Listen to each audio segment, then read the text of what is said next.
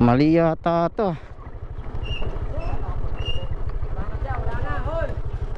Ha? Dead end na.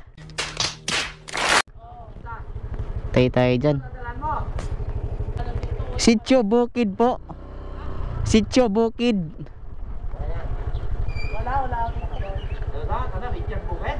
Sitio Bukid.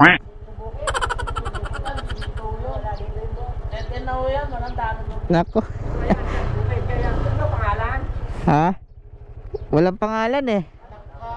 Event lang nakalagay. Sige po, salamat.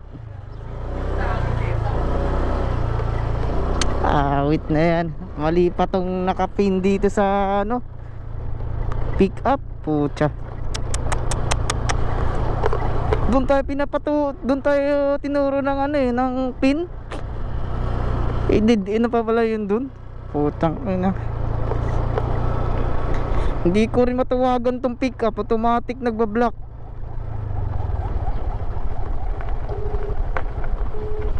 Ayun oh.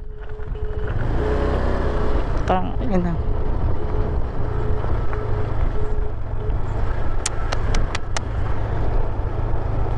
Nag-automatic. Visit Sitio Bukid Molino 3. Saan ba tong Sitio Bukid na to? Dapat inano lang kasi yung address eh. Wala ding nilagay yung kung anong landmark, kung anong store. Puta.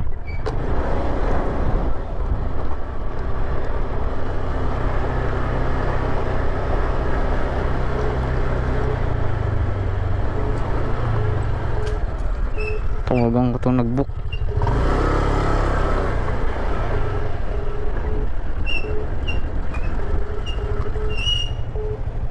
Hello ma'am.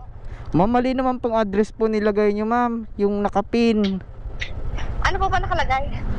Ito po sinundan ko tong nakapin ma'am. Saan kayo banda kuya? Andito ako sa mismong nakapin ma'am. Wait lang kuya, check ko ha. Wait lang ha. Ano po bang pangalan ng store nila ma'am? Po? Ano po pangalan ng store? 39ers po. 39ers Molino 3? Oo. Dapat yun na lang po nilagay nyo ma'am. Mali po tong nilagay nyo. Yun kasi binibigay sa akin pin eh. Wala eh, mali ma'am eh. Pinapapasok ko dito sa ano. Wait lang, wait lang. 39ers.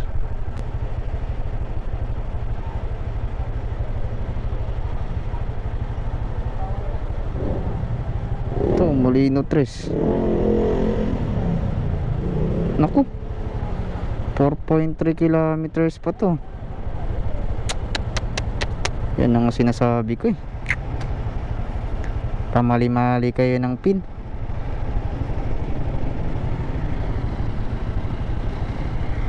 Hindi ko matawagan din yung pick up eh. Awit na yan guys. 6 kilometers pa yung tatakbuhin ko. Sabi ko add na lang siya, papuntahan ko. Sabi pa naman sa akin, wag na kuya, cancel mo na lang.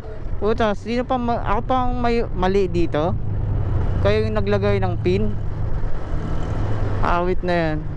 Ito, nalubot pa yung camera ko. Dituloy nyo narinig yung sinabi niya. Sabi ko add na lang siya, add na lang siya, pupuntahan ko. 6 kilometers pa yung wrong pin oh. Cancel na lang daw. Puta, ayaw pa i-cancel oh. Tawagan natin guys.